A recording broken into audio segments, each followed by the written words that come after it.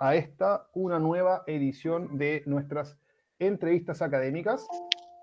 En esta ocasión nos acompaña desde Oregón Chrissie Manion, con quien estaremos hablando acerca de hidromieles. ¿Ya? Los invitamos a todos a mantenerse tanto con su cámara apagada como con su micrófono apagado, de tal manera que podamos realizar esta entrevista de buena manera y a ninguna de las personas que están aquí conectadas se les vea un poco cortada esta entrevista, ¿ya? El host del día de hoy será don Víctor Jiménez, quien ya nos acompaña desde acá. Así que los dejo con don Víctor Jiménez. Olvídense, si tienen alguna pregunta, no duden en escribirla en el chat. Esas preguntas serán realizadas a la entrevistada en la segunda parte de la entrevista, en la parte final, ¿ya? Así que no se desesperen si la pregunta no la hacemos al momento, la estamos viendo, ¿ya? La vamos a hacer al final. Dicho lo anterior, los dejo con don Víctor Jiménez Aires, quien dirigirá esta entrevista. Ya chicos, tal como mencionaba Fabián, nosotros ya tenemos una pauta que fue en parte desarrollada por nosotros y también fueron algunas preguntas recolectadas a través de comentarios que hemos ido recibiendo. Así que al final de la entrevista, si es que no han sido respondidas, van a ser incorporadas. ¿Ya? Hi Chrissie, how are you today? Hello Victor, I'm very well. Thank you for having me. It's a pleasure and an honor to be here. No, the pleasure is ours. To begin, we would like to know you a little bit.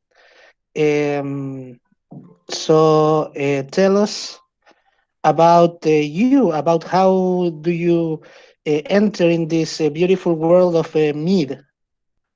All right. So in English, there is this very ancient story, Beowulf, which is compulsory reading for secondary students.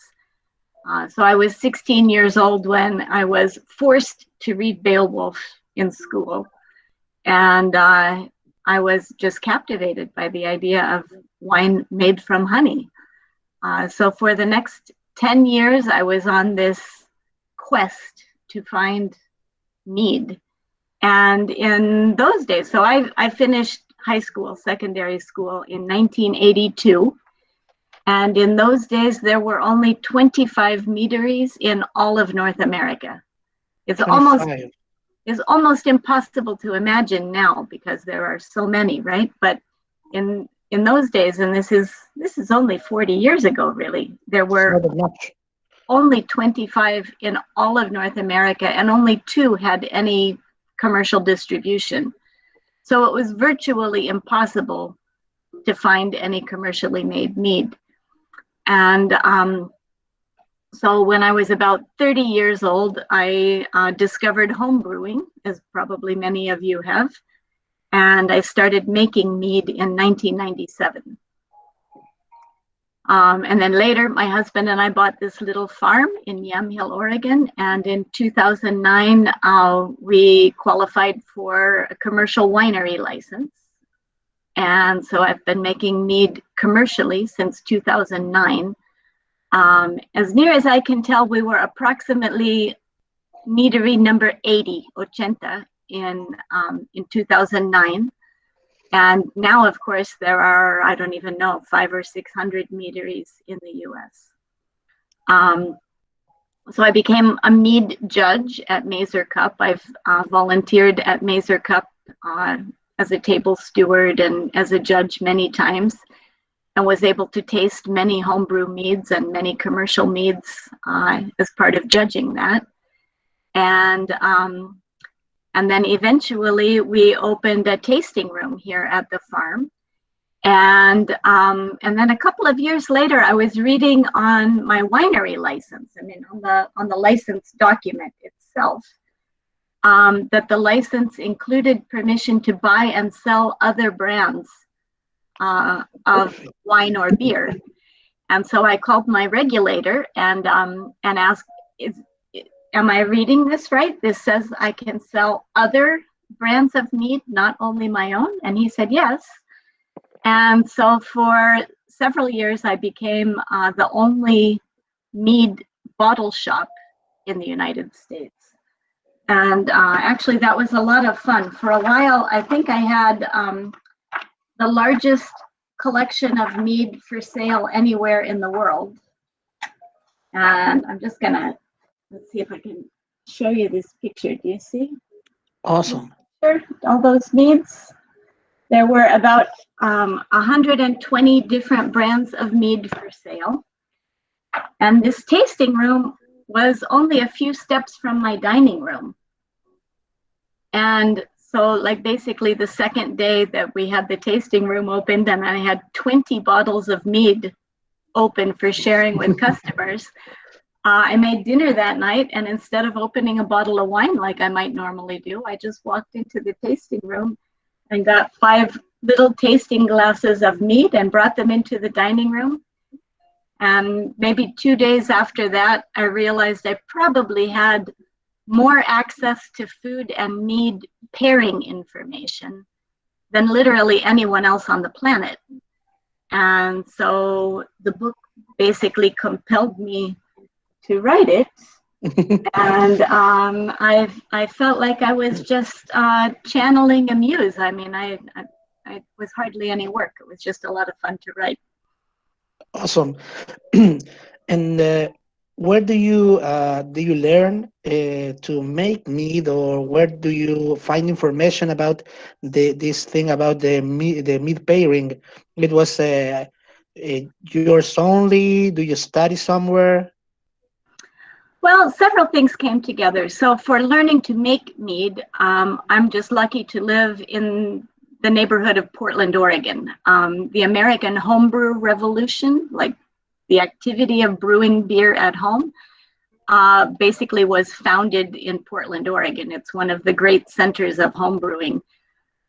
In the same way that perhaps you have a coffee shop on every corner, it feels like in Portland, Oregon, there's a homebrewing supply shop literally on every corner. And so there was one only a few blocks from my house. And in this homebrew shop, they had several books on mead making, even in the 1990s.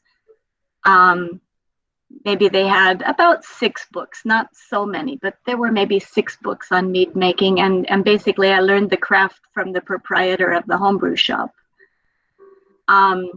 Later, so I was an engineer at Intel Corporation, and working for Intel Corporation, I got to do business travel all over the world. I was on Intel business trips in Switzerland and England and Singapore, Malaysia, in the Philippines, lots of business travel. And so I got to eat in some very nice restaurants at times, and I became interested in pairing pairing wine and food. And then later, as there became many microbreweries in Portland, then beer and food pairing became a thing, and I enjoyed that very much. And so mead and food pairing was a fairly natural extension. I love to cook. We have a farm. We produce great food. I live in a world-class wine region and a world-class beer region. And so, you know, extending that experience to mead just felt like the most natural thing in the world. Excellent. You told a little bit about the what was the scene in the 90s about the mead, but how did it evolve? For example, you said that in the 90s it was like 45 meaderies in whole US. When did it exploded? When it started to become a revolution about the mead as it is now?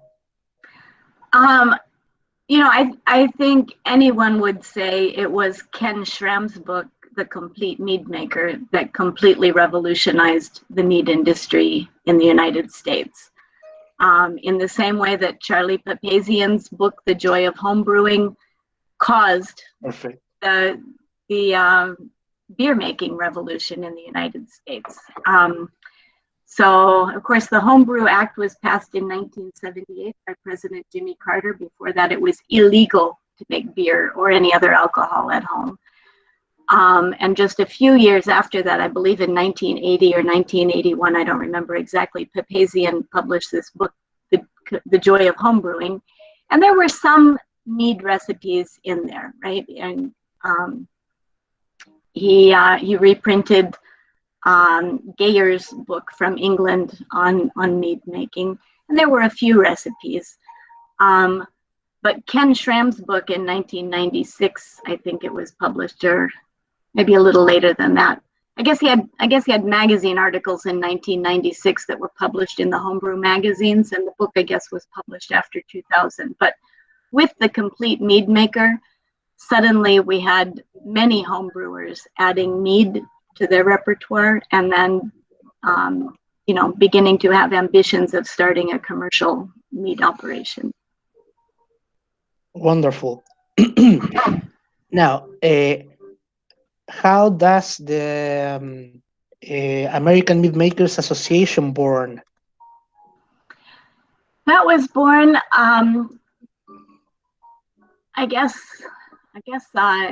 was born because as we started to get close to 100 meaderies, just like in Chile now, you are having, I guess, about 50 meaderies. As you get several of them, and some have better quality mead than others, some have more financial resources than others, you begin to have a desire to have some quality standards, to share knowledge, to share resources. And so it was really a grassroots effort just to make the mead industry more inclusive, to be able to share the cost of public relations, to be able to share the cost of lobbying for legislation and regulations that included mead. And it's been very effective at those things. And for example, what changes have you achieved through the American Mead Maker Association, for example, in legal terms? We've had a couple of very significant things. One is, prior to maybe 10 years ago, in the United States, the legal definition of the word mead was only honey beverages between 7% and 14% alcohol, no more, no less. If it was more than 14% alcohol, it needed to be called other than standard honey wine. And if it contained other ingredients like melomels or metheglins that include other ingredients besides honey, then you couldn't call it mead. You had to call it honey wine with cherries or honey wine with cinnamon. And so here is a mead industry where you can't even use the word mead, and consumers don't know what mead or honey wine is. It was very confusing for customers to look at the bottles, right? Because the labels were very inconsistent. One would say honey wine, one would say mead, one would say other than standard honey wine, because these were the legal requirements. So the most important first thing that the American Mead Makers Association accomplished was being able to use the word mead whenever honey was the primary source of fermentable sugar. Perfect. And I think without that, it would have been very hard for the mead industry to gain any recognition with consumers. No, that changed a lot. Yes. Well, and you know that you started as a home brewer making mead, but in what moment Kukuland World Meadery was born? And what moment? I enjoyed making mead, and I think I made a good quality mead. But frankly, that's not rocket science, right? All of you make good mead. And in your small circle of acquaintances, people tell you, this is the best mead I've ever tasted. Well, you can argue it's because they've never tasted any other mead, right? So any mead they taste is the best mead they tasted. But I had one friend at Intel taste my mead, and then he asked, why are you working at Intel? And then about 5 years later, when my husband and I started the farm, and we were raising chickens and raising cattle for meat, I had a new friend, a farmer friend, taste my mead, and he said, "Why are you raising chickens?" And it was almost the same feedback, right? And I thought, well, why not? We have a farm now. We're in a county that has favorable local laws for wineries. Why not? And so we did. Awesome, beautiful, and awesome. And your store, how the people reacted to it, being the first meat shop in US. I had mixed reactions. Many people were confused. They would come in expecting to be able to buy, I don't know, a bottle of vodka or just a bottle of Chardonnay. It seemed like and this actually was also an inspiration for writing the book. It felt like I kept getting the same questions over and over again, which was just basic lack of information. So people would ask, mead, that's what the Vikings drank, right? And I would have to say over and over again, yes, Vikings drank mead, but really so did everybody else, right? Because the beautiful thing about fermented honey is it's available everywhere on the planet. And really, at some point in the past, almost all peoples have made mead. Other questions I would get are, well, how do I drink this? Should it be warm? Should it be cold? Should I use ice? What kind of glass should I pour it in? Once I open the bottle, how fast must it be drunk? Right. So I was getting a lot of very basic questions over and over again. And this too was part of the inspiration for writing a book about mead, because there had never been a book for consumers. There were homebrewing books, but nothing for consumers. Just like that. And about the meat state in USA right now, this meat movement. What can you tell us about it? I think it's very exciting. So when I first started making mead 20 years ago now, people would, you'd go to a party and people would ask your hobby and you're getting to know people, right? So my hobby is mead making. And people would have no idea what that meant. What's mead? I've never heard of that. What is it? I almost never get that reaction anymore. Now, when I say I make mead, almost everyone knows what that is. That's a big change from 20 years ago. So even for people who have never tasted mead, they still have some familiarity with what the word means. And that's a huge change. And I would say the majority of people that I talk with have actually tried it once or twice.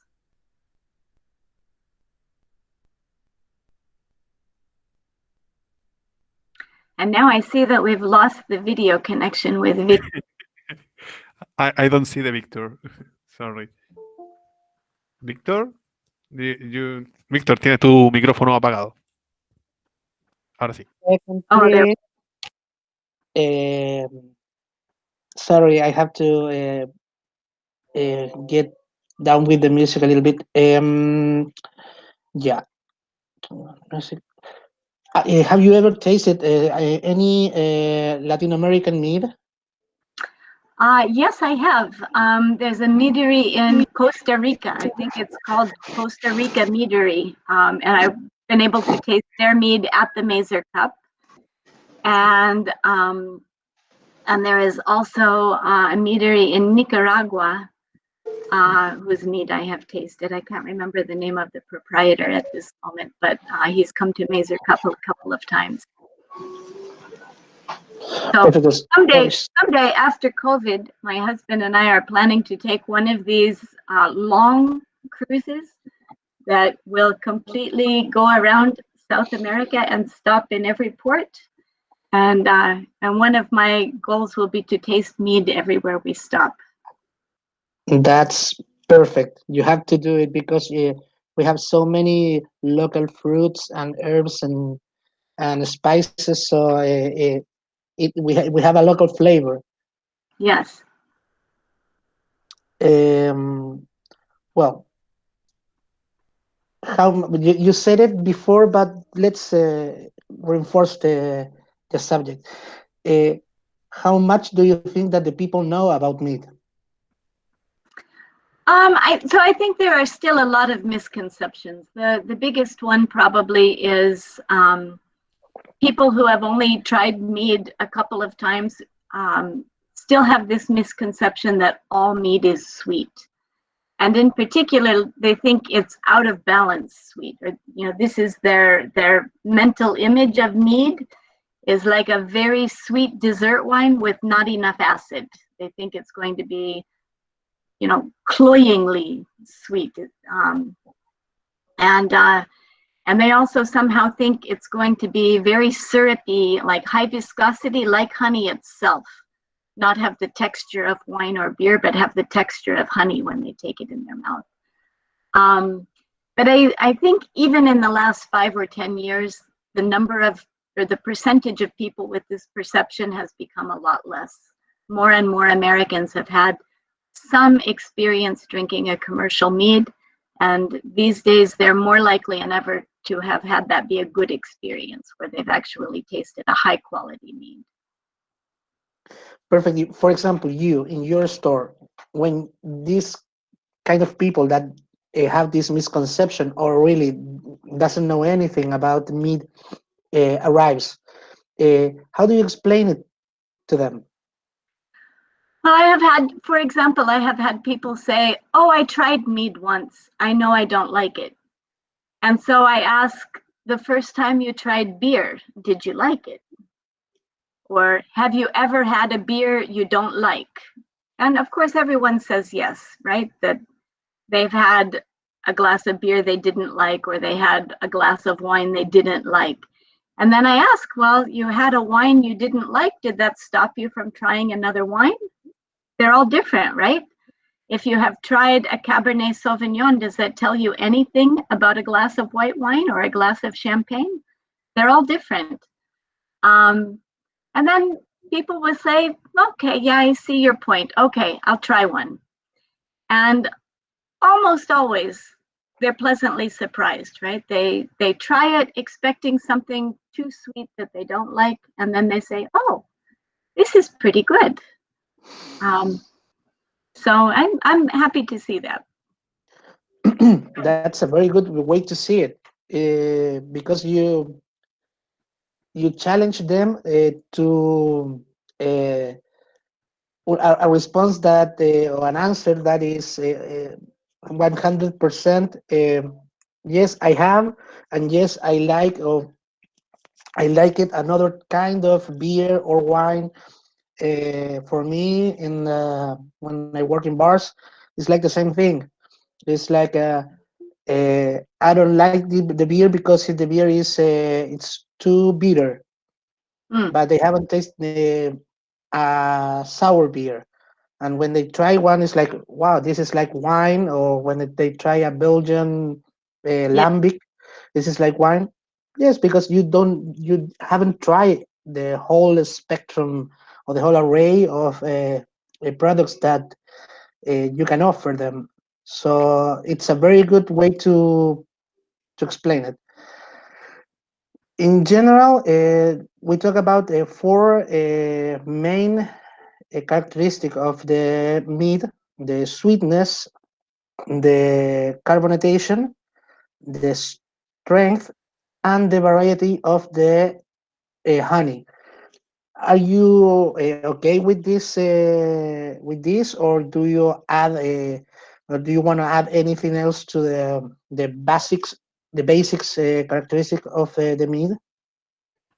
I think those are probably the basic things. I think you also need to incorporate the other ingredients in the mead. So what's the flavor profile given the fruit or the spices or the variety of yeast, all of those other flavor components that are present to try to describe the full aroma of the product and not just the honey variety. For example, if you had to explain it to any person, these four characteristics in simple words, how can you do it? For example, the sweetness. Yeah, so sweetness, mead can be anything from completely bone dry to so sweet it makes your teeth break, right? And that sweetness can be in balance with a lot of acid and in balance with the alcohol, or of course it can be out of balance where it feels very imbalanced and sweet. So even if you have two meads that are both very, very sweet, one may be perfectly in balance with the acid and the alcohol, one may be out of balance and just tastes sweet. That's a description, but it doesn't answer the question the way you asked it, which is how do you say it in simple words, right? But I guess the point is the spectrum of mead can be anything from completely dry to completely sweet. And it's just the same thing with the carbonatation. Exactly, it can be perfectly still, or it can have as much pressure as champagne that's made with méthode champenoise. In fact, in the US, there are meads made méthode champenoise, just like champagne. Perfect. And well, we'll talk about this. Yeah, for example, for you, aging or aged mead. Let's talk about a little bit about that. For you, it's important or it's good to find any oxidation products on the meat in the meat. I think aging is a very, very interesting knob to dial for mead. So some meads have no aging at all. There are many of these very low alcohol session meads in the US, which from the first day of fermentation until it's a commercial product on the shelf in a grocery store might be less than 30 days. And some are delicious. I think because of the range of aging techniques used for beer in the US, American mead makers have been very creative with aging their meads. Wine barrels, whiskey barrels, beer barrels, plastic, concrete, steel. People are doing all kinds of things to age mead.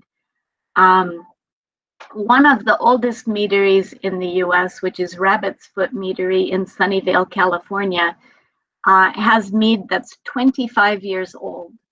And they actually sell it as a 25-year aged mead. It's divine, of course. So oxidation is something that people have very strong opinions about. I think using sulfates to protect the wine from oxidation is actually a good tool. Just like when you cut an apple and it immediately begins to become brown and have an off flavor, like the knife can be very clean, your kitchen can be very clean, you can talk about how you want to do everything naturally, but still the apple becomes brown. Similarly, in mead making, if you don't have antioxidant protection for your mead, it will become oxidized. Except for a neutral atmosphere, if you can remove all the oxygen from your fermentation tank and you can guarantee no contact with oxygen when you're pumping and racking, that's very hard to do. Otherwise, I think it's important to use sulfites. Perfect. For you, what's the meaning of terroir in meats? Terroir? Terroir,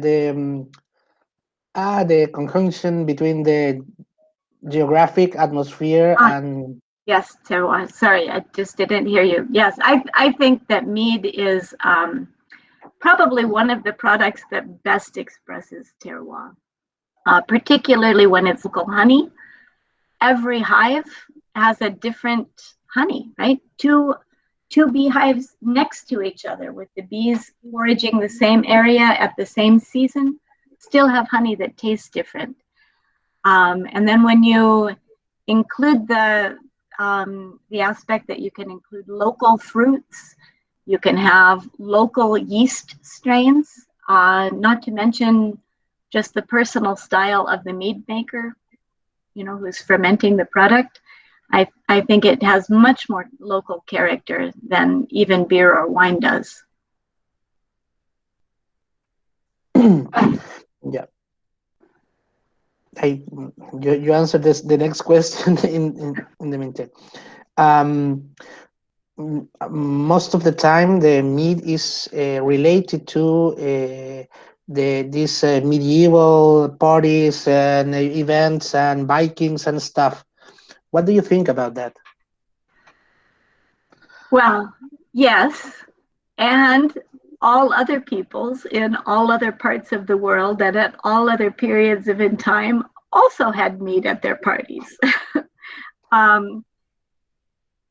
You know, I think really only in European culture it has taken on this cachet of just medieval times or just Viking times. But of course, it's such a narrow slice of mead's history. I would argue that mead has probably been made for tens of thousands of years, but the animal skin vessels or wooden vessels that it would have been made in are lost to history forever. You know, in English, also in Spanish, we have this word culture, cultura, which is of two kinds, right? There's the kind of culture which is food and music and dancing and how we do things around here. And there's this kind of culture like making cheese or putting yeast in bread or alcohol. And I think it's actually very revealing that it's the same word for both of these things. Fermentation is so deeply associated with culture around the world and across all of time that it's really very narrow-minded to just put it on one small people. I think the beautiful thing about mead is in fact that honey occurs all over the planet at every latitude, on every continent, everywhere that people are, even places where there are no people to find the honey, right?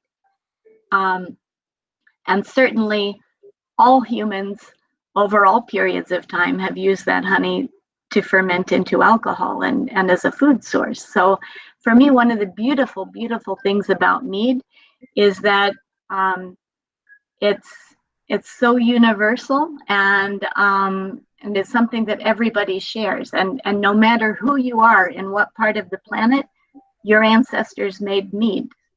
I just think it's the most beautiful thing. It's a very, very romantic way to say it. It's you feel related to it. Yes. And not because I have red hair like a Viking or because I have Irish in my genes. I think it's true for all people. Totally. For you, how can we make meat an option, a regular option for buying to consume for regular people? It's like right now it's a very few knows about meat and enjoys meat. How can we translate that enjoyment to everyone? This is my favorite question. Thank you for asking this. So here is the assignment for everybody who's listening today. The next time you go to a restaurant, ask for the mead list. Yeah. And of course, the server says, what's a mead list? What's mead? We don't have a mead list. You want the wine list? You want the beer list? I don't have a mead list. And you say, oh, I thought this was a nice place. And then you say, all right, Straight to the heart. fine, I'll look at the wine list, but I was really hoping for mead. Now, if enough people do that enough times, the restaurant will start to carry mead, right? Consumers drive everything. So I think each of us who are participating in this conference, right, is a mead ambassador. We are the pioneers who know about mead and who are driving the revolution in our own place. The best thing you can do is ask for mead every place that you go. And do it in front of people so that other people hear you asking, and make it a conversation starter. You know, you ask for mead, then people ask, what is that? Do we have mead in Peru? Do we have mead in the Dominican Republic? And it becomes a conversation. I love it. So this is your assignment. Go ask for mead. Yeah, para todos. Tarea. Let's talk about a little bit of a service. We as an institution, educational institution, and me personally as a sommelier, thank you for your book. It's when we started to make these courses about mead. It was like, what do we have, for example, in mead? What do we have, for example, on cider about service? It was a lot of books about how you make it, but how do you enjoy it? How do you pair it? How do you make a pairing? And found your book was magical, really. So thanks Thank a you lot. very much. I look forward to it no longer being the only one. As far as I know, it's the only book ever for consumers about mead. So I'm looking forward to someday when there are 5 or 6 other books also on how to serve mead and how to pair mead. And That's in Spanish, right? And not just in English. So maybe one of you will write the next book. it's a great challenge. Yeah, I believe that someone had to take it. Hopefully soon enough. Well, about this subject, is there an institution in US or anywhere in the world that you know that is working in this, or it was your? Yes, there is. So I wasn't aware of this at the time I was writing the book. I became aware afterwards. But at the University of California, at Davis, California, within the Robert Mondavi Wine School, there is also a honey and pollination center. And they have a special section on mead. And they are working on mead science in the university system, and also working on like making a mead tasting wheel, like a wine tasting wheel. Awesome. Yeah, so there is in fact some work happening on that. Also, just the last couple of months, Ken Schramm and Frank Goldbeck and Carvin Wilson and I have been coming up with like a sommelier's guide for mead, with sort of a worksheet on how to taste mead, how to categorize mead. And its purpose is to take knowledge of mead outside the mead industry and into the restaurant and wine industry, to try to educate sommeliers to be experts on mead as well as wine and beer. If you need anyone from the Latin America or a Spanish speaker, please let me know. I will be joyful to work on that. I'm delighted to hear it. Believe me, the idea occurred to me the minute the word sommelier came out of your mouth 3 minutes ago. I thought, aha, you can count on it. I love it. And I don't know if you had to, for example, sell a mead to a bar or a restaurant. Yes. Yes. How do you do it? How do you convince it? Besides this mouth to mouth asking for the meat, how do you convince the owner that you should have this in your menu? And thank you for asking that question too. Actually, this was exactly the topic of my talk at the American Mead Makers Conference 2 years ago. Was particularly how to get commercial meads into restaurants and why it matters what food you put with the mead. My advice there is, first, you should choose a target restaurant. You should pick a restaurant that has food which is friendly to mead. And the only way to know that is if you actually go to the restaurant and try the food. And so again, you're going to a restaurant. What do you ask the server? May I see the mead list, right?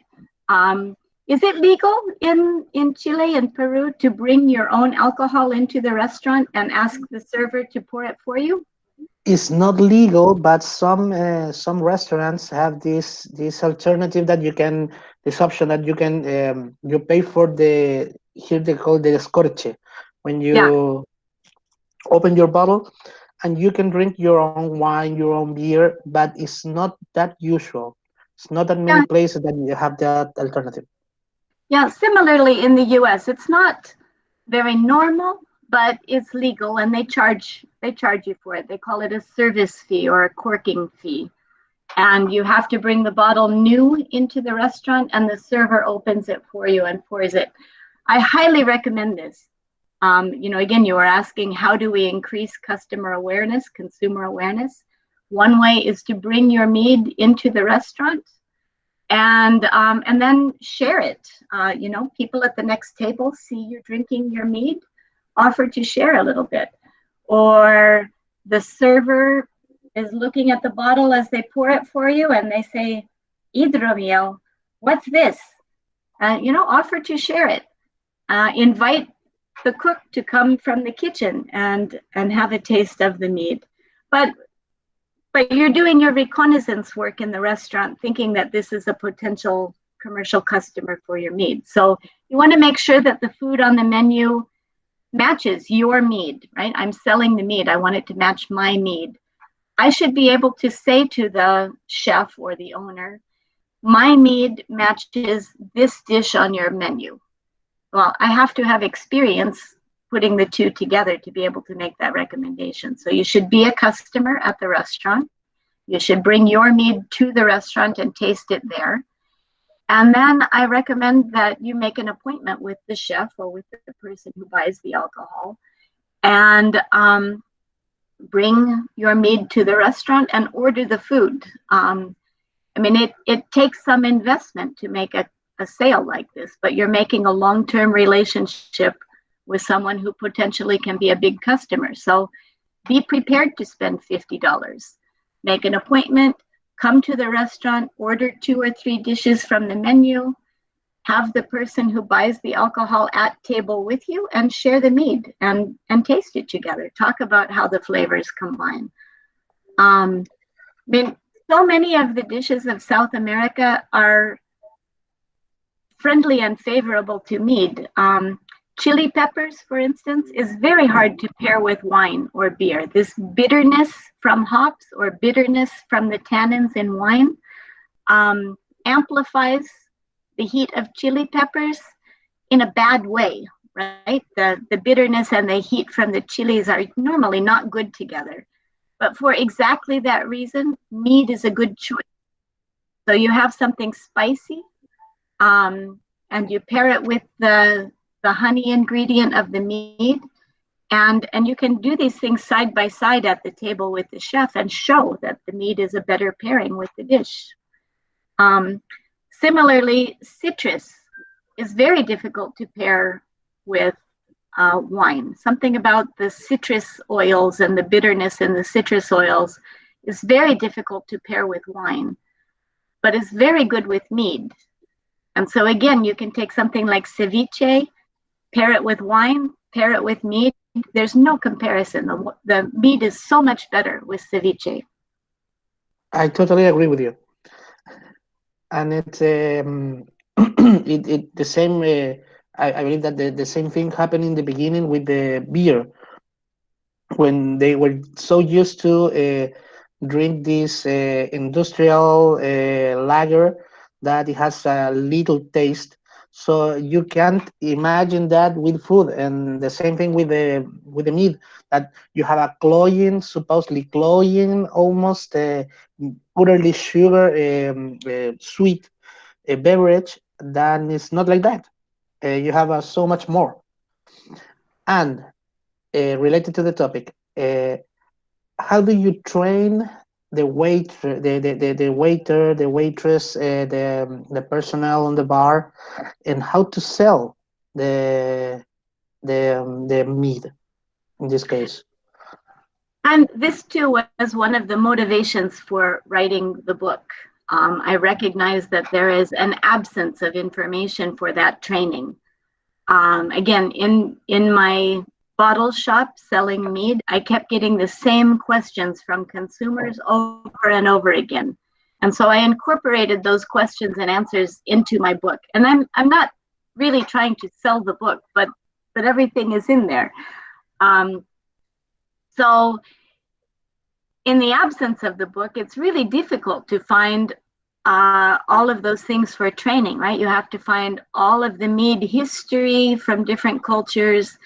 You have to take little bits about wine service and beer service and cider service and pick out the parts that apply for mead, and kind of put your own program together. It's a difficult thing to do. So I think that if you can, maybe we can work together on this, but if we can translate the book into Spanish, a lot of what you're asking for is there. I think, including the history of mead in Latin America. Now it's very abbreviated, but at least it's a place to start.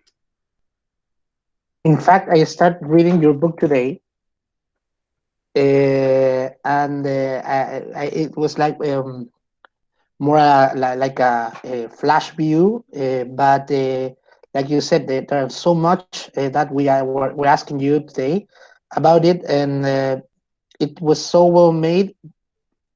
Thinking that you want to understand meat more than a producer, more like a people that want to enjoy it, but being like a knowledgeable consumer.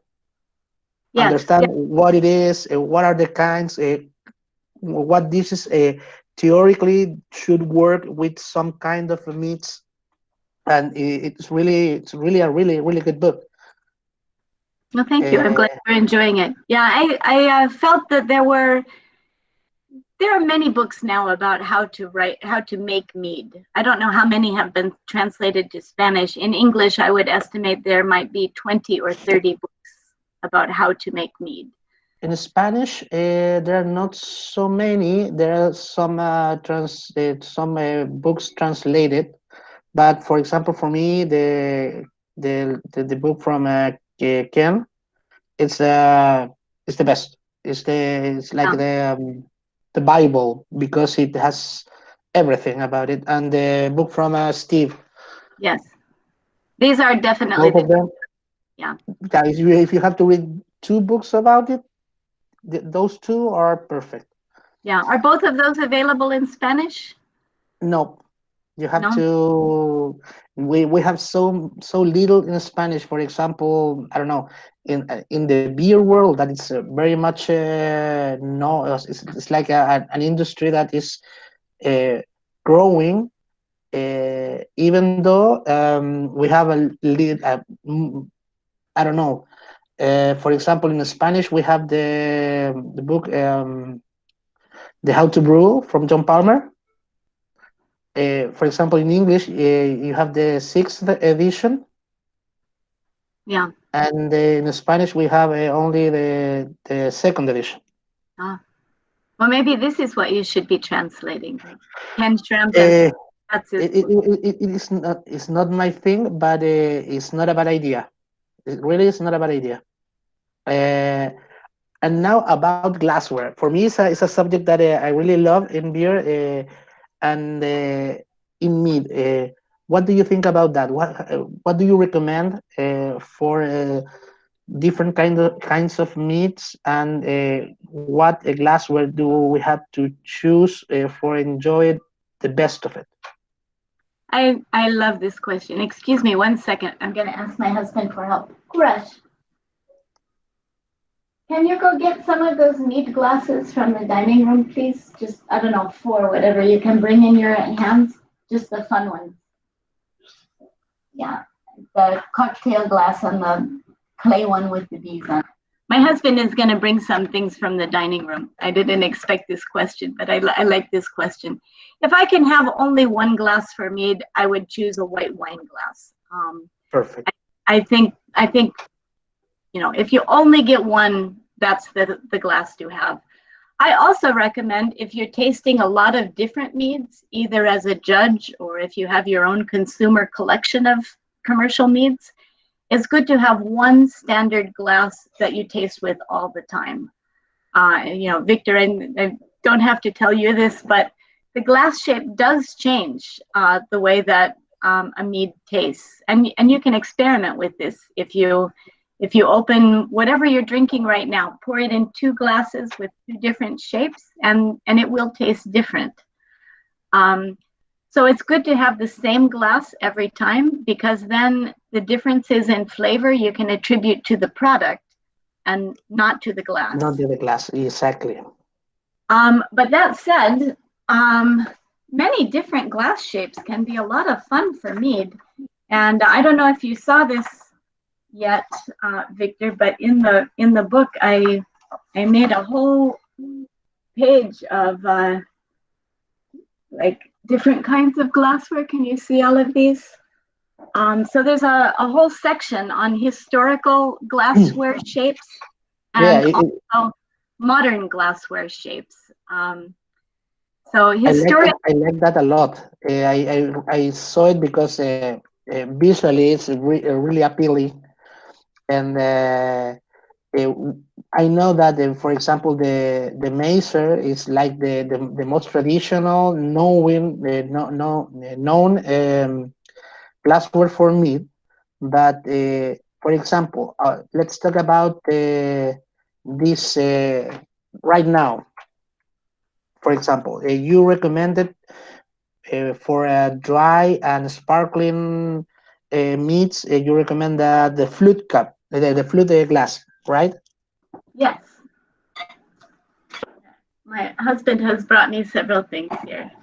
Yeah, I think for sparkling wine, champagne glass, there's a reason the champagne glass became what it is. It amplifies the enjoyment that you get from a sparkling wine. This one, can you see, has little bees on it? Yes, it's beautiful. It's a French glass pattern. You can easily buy it on Amazon. I love these glasses. And there's one, can you see the bee here? Yeah. They make a wine glass as well. So, I think a glassware that has a bee on the glass is appropriate for mead. This one is from, I put a white paper behind it. Maybe you can see the brand. Perfect, white hat.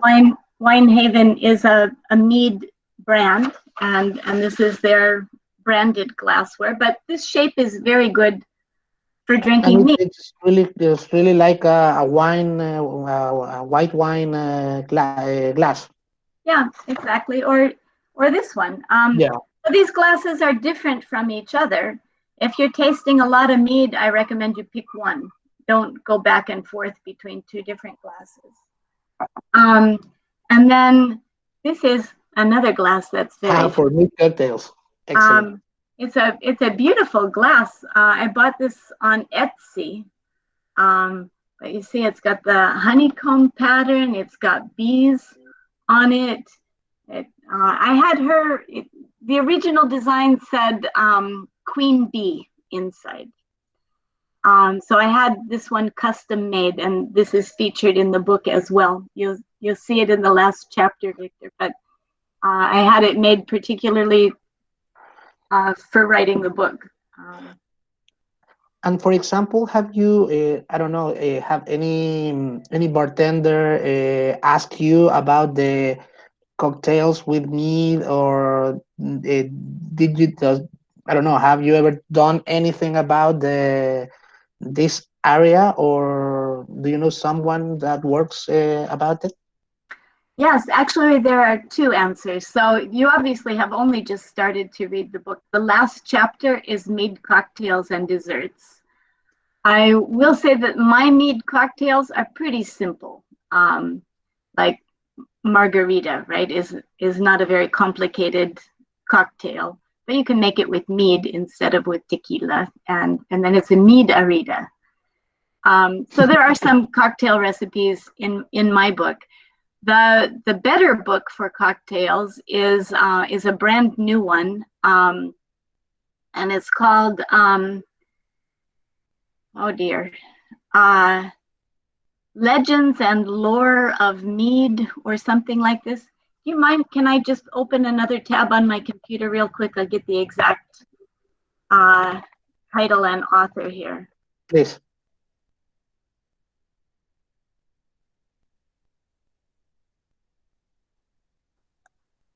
It's Fred Minnick, Minnick, and the book title is Mead, the Libations, Legends, and Lore of History's Oldest Drink. Let's see, is it possible for me to share my screen for just a second so you can see this title? I believe so. Let me Not check. sure how I do that. Do you have an item that is presented now? Present now. Here we go. Share your entire screen. And then can I change this? Do you see this?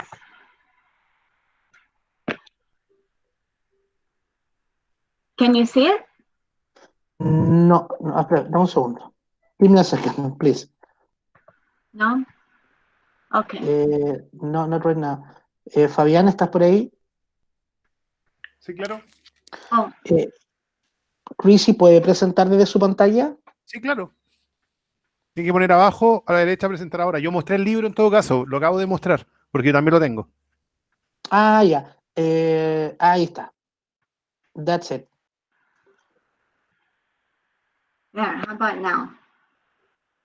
Can you see that? Yes. So this is the book that has the best cocktail recipes. These are very sophisticated. Fred Minnick has written, I think, 3 or 4 books about alcohol. This book is different from my book. It's not really a consumer guide to mead, and the stories that are in it are different from the stories that are in my book, but it's very cocktail focused.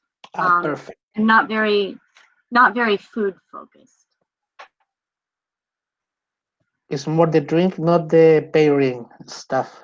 Yeah, well, even the drink, it's not a consumer guide to mead. There are only 3 or 4 brands of mead which are featured in his book. My book has a couple hundred different brands of mead. He does not really talk about different styles of mead or how to taste mead or how to present mead. It's really only about cocktails. Perfect. So the 2 books are very different from each other. Yeah. Okay. Right now, let's talk a little bit about the new stuff, the pairing with me. That it's the subject that has brought us together. For example, let's understand that not much people know about the pairing as a concept. So, tell us about a little bit about the concept of pairing and how do you translate it to the mead.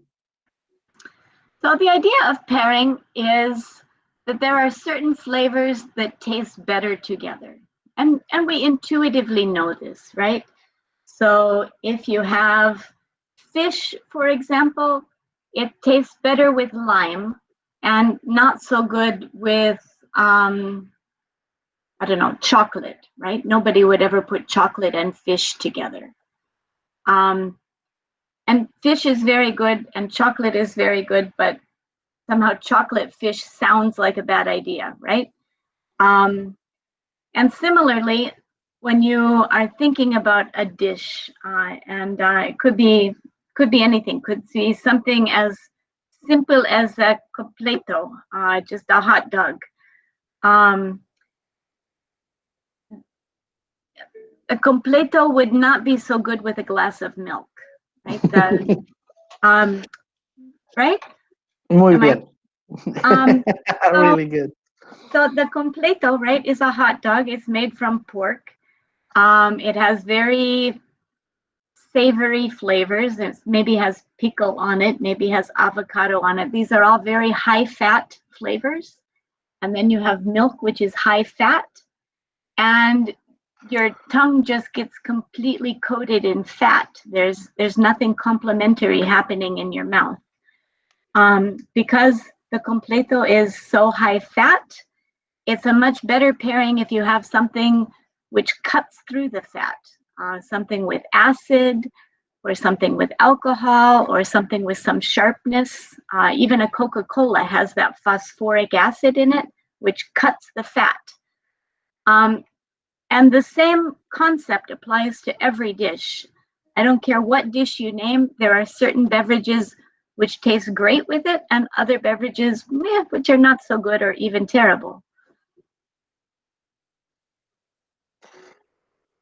It's just like that. You have to choose carefully. But for example, let's make a little comparison between beer and meat. For me, that's it's like the regular stuff. For example, you in the beer you have the the bitterness versus the sweetness of the malt. Yes. In mead you have the acidity and the sweetness of the honey, but also if you add it you have the tannins that could make also a balance between the sweetness, right? Yes, and the alcohol itself can balance the sweetness. But for example, in some books they say that when you have a high level of alcohol, some kinds of alcohol can stimulate the tongue and make somehow the beverage seems sweeter. Do you have that problem in mead? I can't think of an example. I can theoretically imagine such a situation, but I haven't experienced that with the meads that I've tasted. Most meads do have some sweetness. I think when we smell honey, our brains expect to taste some sweetness. And I have had it happen the other way, where you smell honey, but the mead is very dry, and our brain doesn't perceive that as good because there's no honey, or there's no sweetness that you expect. But I can't think of an example the other direction like you're suggesting. Perfect. And for example, when you in the book I read about this different, for example, and you mentioned it with the example of the ceviche, that for example, if you have acidity or citrusy, the sweetness of the meat is going to complement or balance, but by contrast, because you have sweetness and acidity, and they are opposites, basic flavors. How do you what did you study to get to that? Do you study the world of wine and translate it to the world of meat? How was that? Yeah, I suppose so. I have no academic background in this at all, Victor. My academic background is in physics and electrical engineering. I have no academic training in this. I just like to eat and like to drink. And maybe I'm just always thinking about things too much and overanalyzing it. But I think a lot of it too is texture and body, right? So something that, like ceviche, again, as an example, is a very light dish, a very low body dish.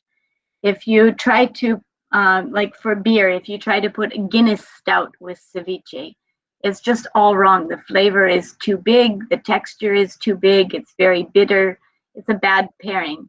Something much lighter like a Pilsner is going to be a better pairing with ceviche because the textures are both light, the flavors are both light. One's not overwhelming the other one. They're in balance with each other. But similarly, like a Pilsner is such a low body, light flavor and often low in alcohol that if you try to put it with something very big in flavor and I don't know, something with a lot of spice, like I don't know, causa limeña. Let's use that one for an example, right? I haven't had this dish, but I have read 4 different versions of the recipe. I can imagine it, right? So you have avocado, which is very high in fat. You have this highly aromatic hot pepper. You have a lot of citrus. It's very big flavors and big texture, right? You can't have something like a very lightweight mead is going to be lost. It's too delicate. You need something bigger with a bigger flavor and bigger acidity to be at the same level.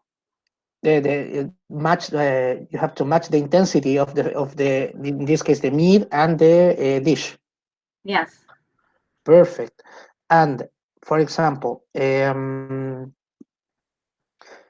what is your experience? Because in the world of the wine and the beer, you usually don't surpass this 14, 16 ABV limit. But in the meat, you have until to 21, 22. I have seen 22%. There's a brand of mead from Denmark, Dansk mead, which has 22% alcohol. So to me, it tastes like distilled spirit. Yeah, perfect. But what is your experience? Is like for you is after the meal, or can you make a pairing with that kind of meats? You can make a pairing with it. It's difficult to do. As you say, the intensities have to meet, right? Exactly. So these Dansk meads, do you get this brand in Chile? Do you know this No. brand? It's just a gigantic mead. It's 22% alcohol. He uses hops. He boils the hops for a long time in 3 separate editions, so it's very bitter. It's not aromatic like dry hop, but it's a strong bittering. So it's very alcoholic, very bitter, very sweet also, big sweetness, and very viscous. So high body. So it's just gigantic mead. And to make this work with food, the food has to be very big. And actually, he often uses very strong flavors as well, like a lot of fennel seed, for example, and it's a very strong flavor.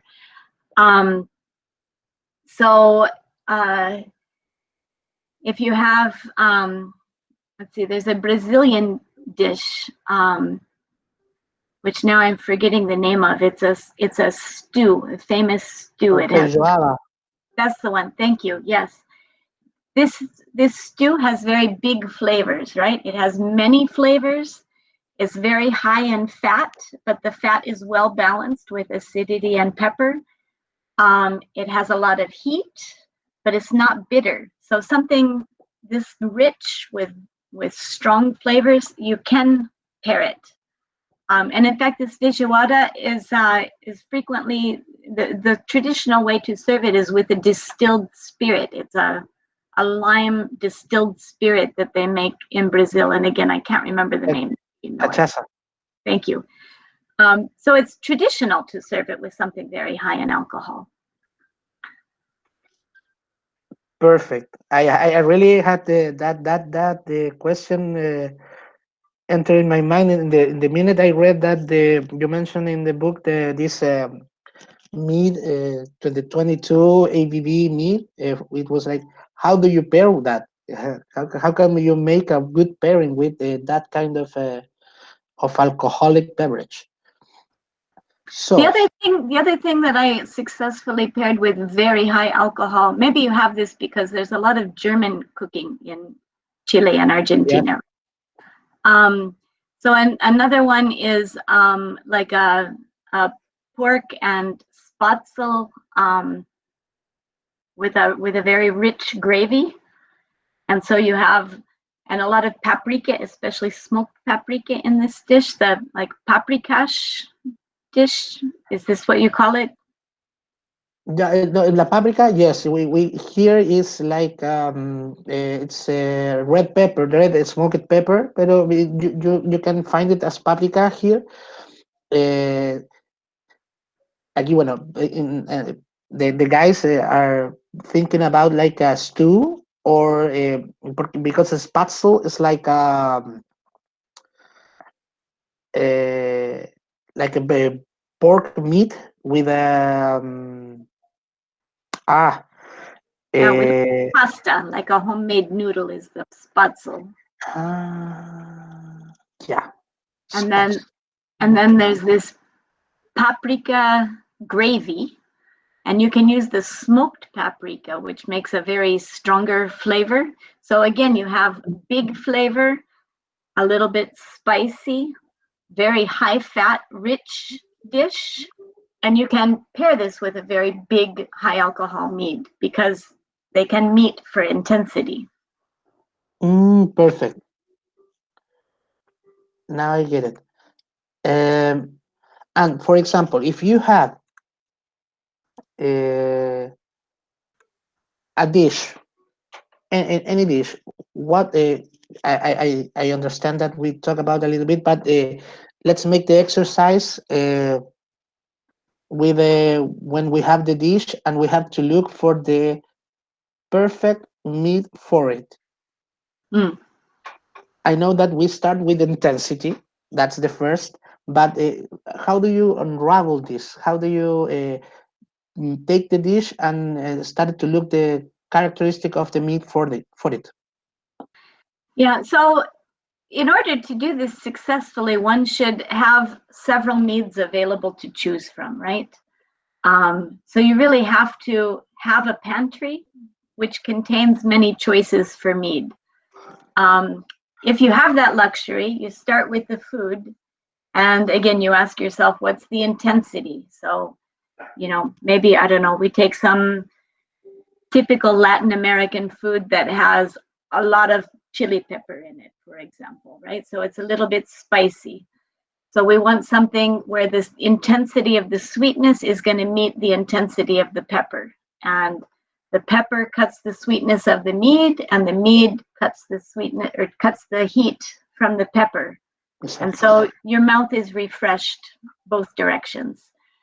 Then my next step would be to think about the amount of fat or the richness in the food. So the more richness or the more fat which is in the food, then the higher alcohol can be tolerated. Or if it's a very light, low-fat dish like ceviche, then you need a more delicate mead. And this is still kind of in the same realm as assessing the intensity. Next would be to think about the flavor profile and to think about what kinds of beverages other than mead might go well with it. So if you're looking at a particular dish and thinking, well, I don't have mead, what would I serve instead? Would it be a white wine, a rosé wine, a red wine, some light beer like a Pilsner, some very dark beer like a stout, or maybe a fruity beer or a cider? What would be the ideal pairing? And then from there, you can ask what mead would be similar. So, for example, if you have a food for which ideally you might want a rosé champagne, right? Then you can think, well, what kind of mead is available which has some carbonation and also has some fruitiness to it? And then you just have to think, what's available in your homebrew cellar or what things are available to you commercially. Perfect. But the idea is that like these tips about the how can I select the best meat, but I understand that this is so personal and so related to experience because you don't most of the time you don't know all the all the ingredients on the dish, so you True. have to explore a little bit. Yeah.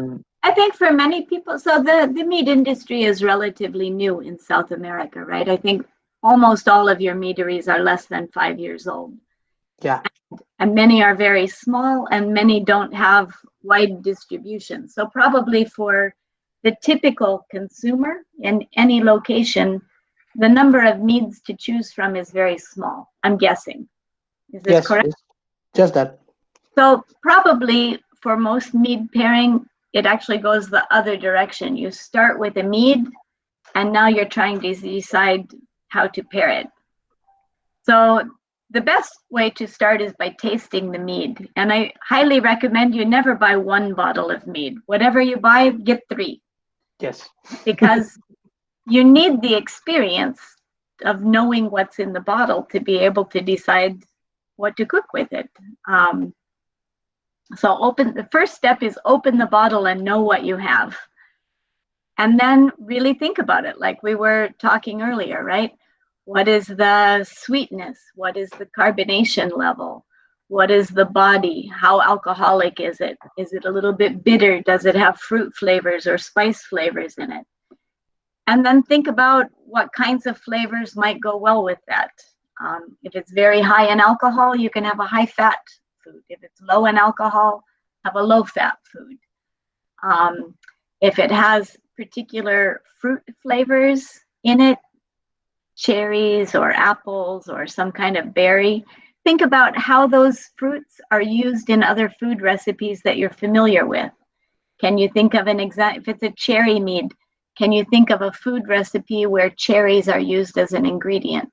Because probably that would marry well with the cherry in the beverage.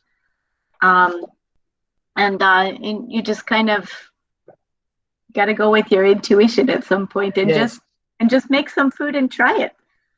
But it can also be a good idea to keep a notebook and keep some notes about what was successful, what was less successful.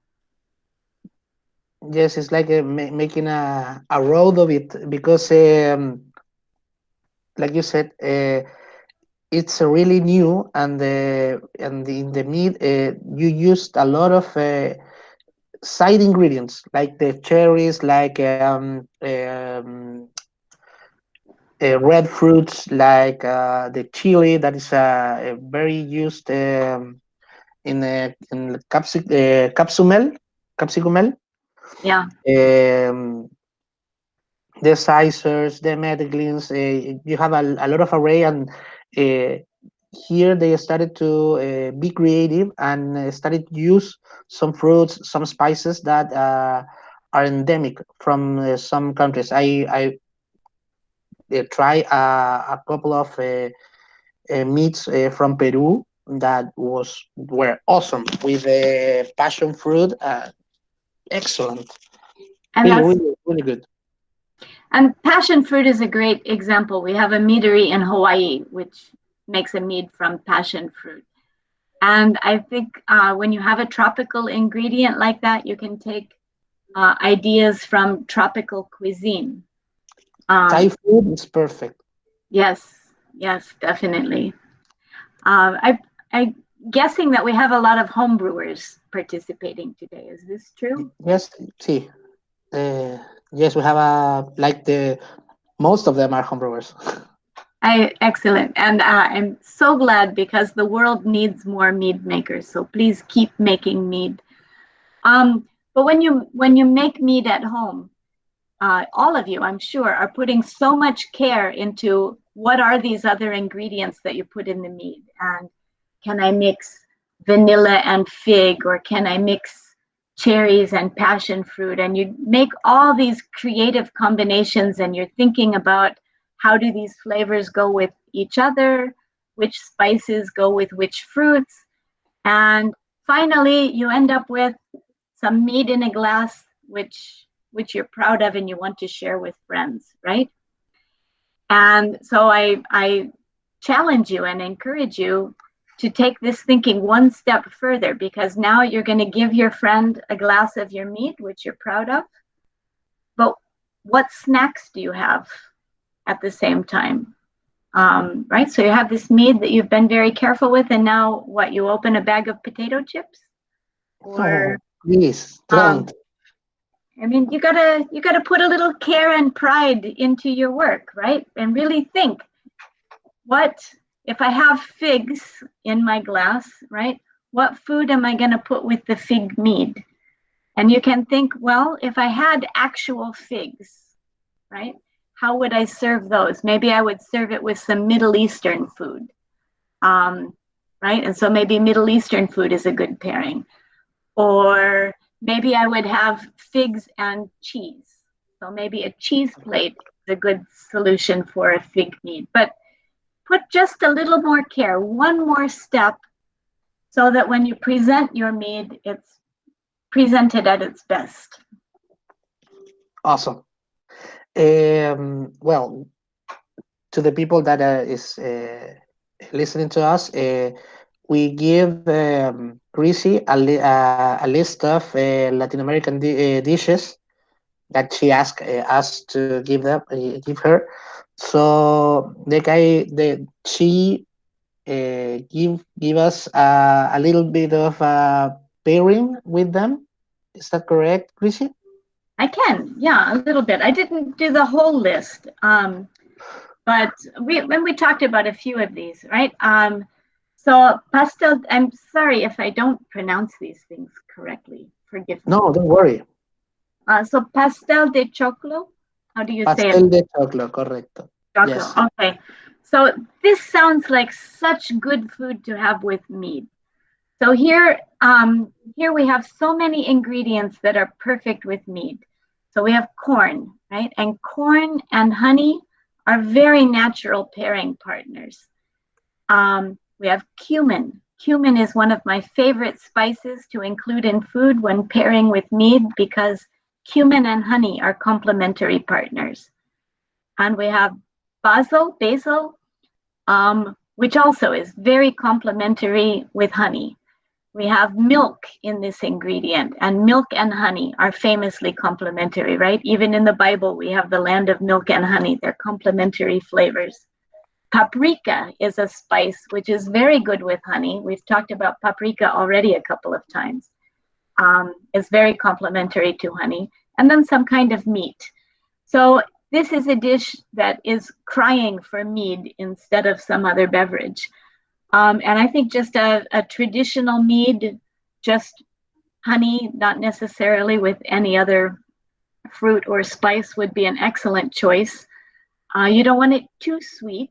A little bit of sweet to complement the paprika and the other hot flavors would be nice, but not too sweet. Maybe semi-sweet or off dry mead would be just perfect. With some of these other dishes which have more of a hot flavor, like the causa limeña, is much spicier flavor, right?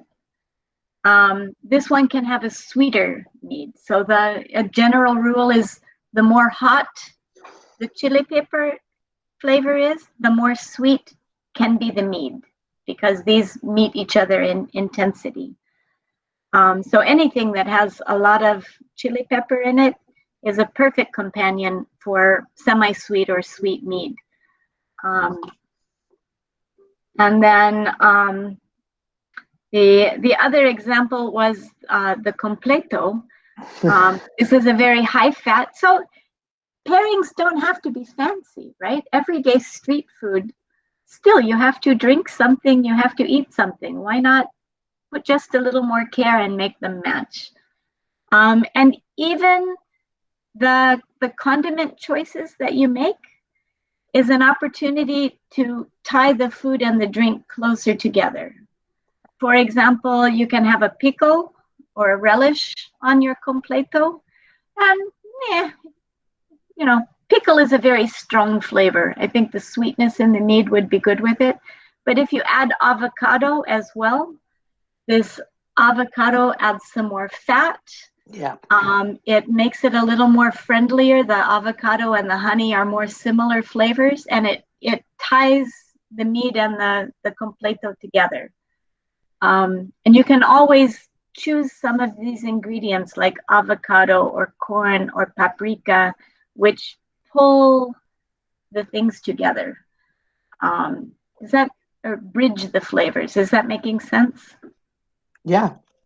Works as a bridge. And for example, we used a lot mustard, and I believe that the condiments works wonderfully with meat. Yes. So it's a really good idea. Yeah, mustard is, of course, there's honey mustard salad dressings, and honey mustard are always a combination, right? Anything Totally. that pairs well with honey is going to pair well with meat. I like to find food recipes which include honey and then leave the honey out and just serve it with meat. Have the meat. Yeah. Perfect. So let's get to this ugly topic about the what do you consider a flaw in a meat? I think there are a couple of them that are the most common kinds of faults, I think. One is having the sweetness and the acid not in balance together. And I think all new mead makers make this mistake. We think somehow we ferment and the mead is what it is and I shouldn't change it. And I think this is a mistake. Almost all mead is made better by adding some acid. Especially because of the particular technical challenge of making mead, which is the pH challenge for the yeast during the fermentation. So the science of mead making says the fermentation will proceed better if we raise the pH, which is to lower the acid for the fermentation, for the health of the yeast, right? But then afterwards, it's too basic, too alkaline. We need to lower the pH by adding some acid to bring the sugar and the acid back into balance.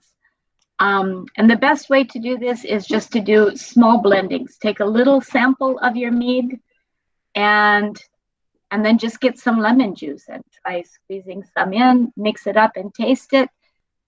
You can experiment with citric acid, tartaric acid, malic acid, and see which flavor you like best in your particular mead.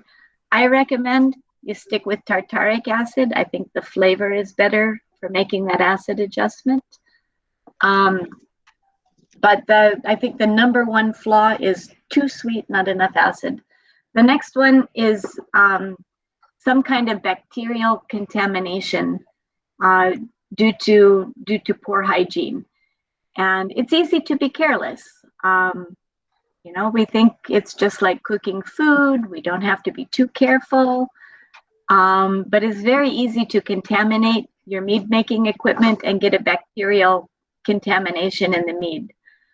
And then the third most common would be just having a lot of physical particles in the mead, not having it clear enough. Filtering is very hard to do for home brewers, but there are a lot of fining ingredients. Does this term translate? Yes, properly? clarificantes. Yeah, exactly. And these are very worth doing. Don't be in too much of a hurry. Take your time, let all the settlements come out, let it be clear, because these physical particles in the mead over time impart a bad flavor to the mead. They're contaminants. You want to remove them. And then finally is don't be afraid to use sulfites. Again, these antioxidants really protect your wine as it ages. And unless you have an extreme sulfite sensitivity, which is very rare actually, if you're really allergic to sulfites, then you have an anaphylactic reaction to celery. And nobody has this. I mean, one person in 100,000 maybe. But sulfites make a better quality mead, and they make it possible to age your mead for several years in the bottle. Perfect.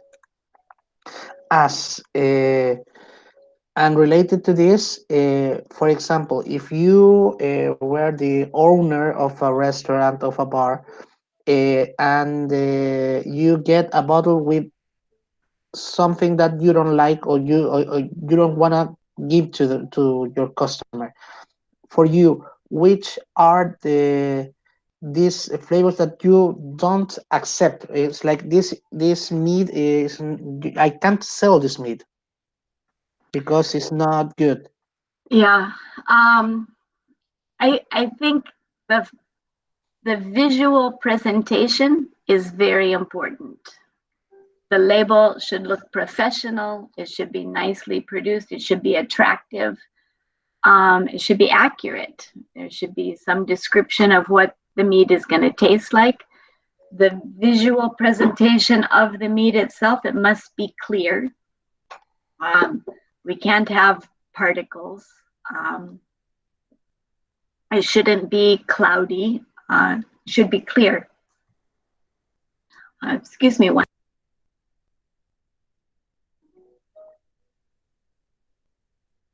Sorry, my voice is getting tired. And it should taste good. I mean, at the end of the day, right, the mead has to taste good. If you have a bad tasting mead with a flaw in it, nobody's going to buy it a second time. Perfect. We have two questions of the audience. Excellent. So one of them is about the use of wood and in the aging of meat. What do you think about that? Do you like it? We talk a little bit, but if you can round it up. I like wood aged meads. I don't think all meads need to be aged, but I think in general, wood aging, oak aging gives a very nice flavor to mead. One should be careful with other ingredients.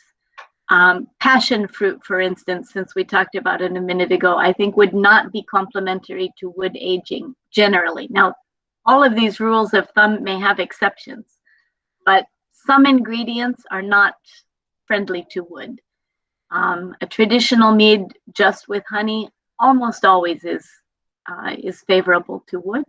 And I like many different kinds of wood. It can be a new oak barrel, can be, some people are doing hickory barrels, or even mesquite barrels. All kinds of previously used barrels, rye whiskey, Scotch whiskey, sherry barrels, red wine barrels, white wine barrels. Each one has its own unique flavor profile, and generally they're very nice. Perfect. One other comment about wood aging is mead that has oak aging or wood aging on it tends to go very nicely with smoky flavors, like grilled creme brulee in a dessert, or bacon, or things that come off the grill, carne asada. These kinds of flavors are very good with oak aged meads. That's a nice tip.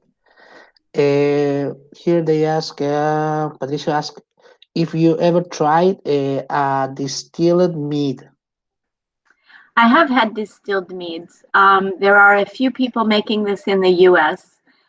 To me, honestly, it doesn't taste much different from vodka. The problem is when you distill, all of the aromatics get removed. I mean, for pure distillation, you end up just with pure alcohol. Now, of course, you can blend that back in, but generally, I have not been. It seems like a very expensive way to distill pure alcohol. Yeah, here he round the question with how, if you know how much, for example, in the if you aged your distilled meat, how much is the time acceptable? If you know something about that. I don't know very much about this, but intuitively, I would think you'd need at least a couple of years of aging. to make it nice and smooth. And I would think you would want to put at least some honey or mead back into the distillation, 5 or 10% maybe, so that you really have an aroma of mead or an aroma of honey. Perfect.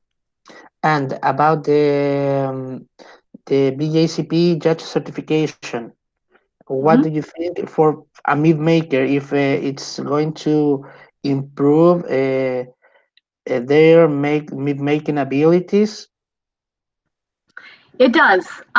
So I guess I have two complementary pieces of advice. One is, at its most basic, making mead is easy, right? You mix some honey and water, you add some yeast, you stand back and you make mead.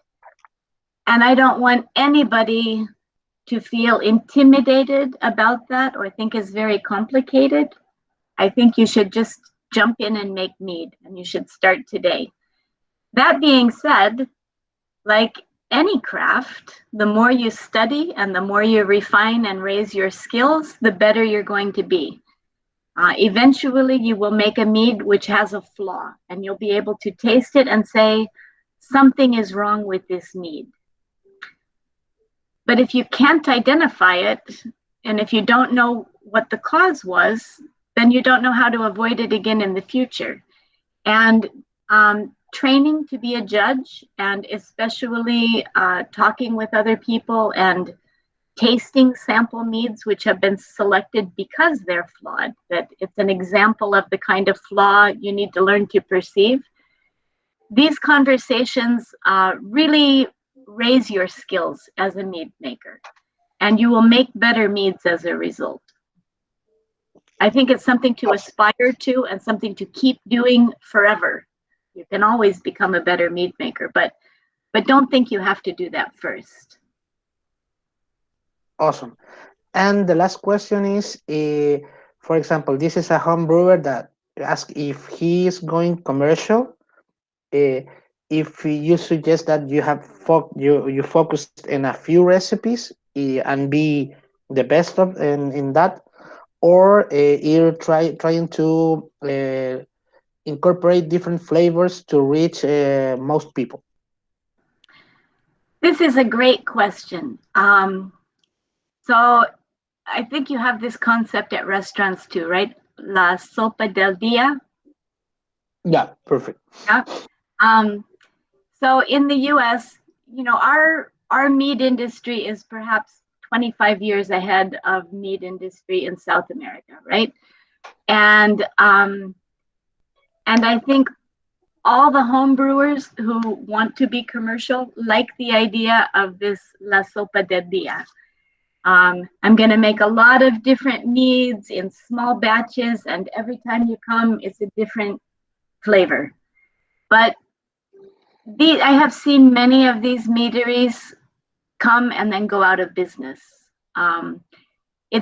It's interesting as a hobby. It's a good way to be a hobby mead maker, to make something different every time, to experiment, to play.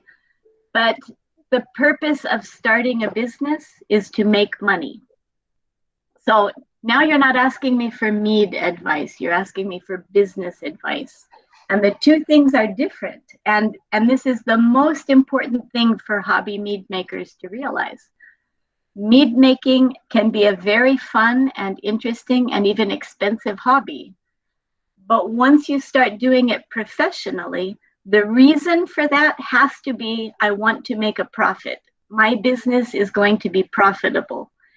And in order to do that, you really need economy of scale. You have to make big batches, which means fewer recipes. You want to have restaurants and bars as your customer, and they want the same product every time. For a commercial product, people expect it to be the same. Each of you has in mind a favorite brand of beer, right? I like to drink Guinness Stout. What I expect is if I go to Dublin, or if I go to Mexico City, or if I go to Miami, or if I go to Chicago, Guinness Stout tastes the same everywhere on the planet. And people will have this expectation of your meadery too. They have a favorite product that they like, and they want it to be dependable. So it's not trivial to go from being a home brewer to being a commercial meadery. The only way you can be successful as a commercial mead maker is to have a profitable business. And that changes how you look at your craft. Awesome. Totally honest. Well, we are finishing, but we always ask an unrelated question to our guests when we finish our interview. So, given that you live in Oregon and it's a wine area, can you recommend us? I don't know your preferences about the wines there. Which one is your favorite? So in my part of Oregon, Pinot Noir is the classic wine. This is the local wine of my region. And the Pinot Noir of the Willamette Valley is very soft. It's a relatively low acid, velvety kind of wine. There are many very, very good ones. I think one of the bigger brands, which maybe you're more likely to be able to find in South America, is Sokol Blosser, Sokol, Sokol Blosser, which is a very, very nice wine. Another one, which I think you may be able to get, is Carlo and Julian Winery, which is made just a few miles from here, because I know the proprietor's family is from Argentina. So I suppose if he exports it, he probably exports it to Argentina. So those would be two of my local favorites. Perfect. Chrissie, thank you a lot. This was a beautiful interview. I'm really, really, really happy to be here with you. And thanks all the people that join us in this new area that is the service of meat, and hopefully we can work together on something. I will look forward to that, Victor. You can be sure I will contact you about this sommelier training that we're putting together for mead. Awesome. The interview estaba mi placer. Gracias. The pleasure is ours. Thank you very much. Bye bye. Chao chicos, muchas gracias por participar. Estamos muy contentos. Así que tal como mencionaba Chrissie, somos todos embajadores. We are all ambassadors of mead. So let's keep the hard work and try to get some people to enjoy this beautiful world. May I see the mead list? Oh, yes. May I see the mead list? El libro, your book is The Art of Mead Tasting and Food Pairing. Yes, and I'm sure you must have ordered it from Amazon to have it in Chile, yes, huh? Is that how you yours? We bought it. You can find it on Amazon.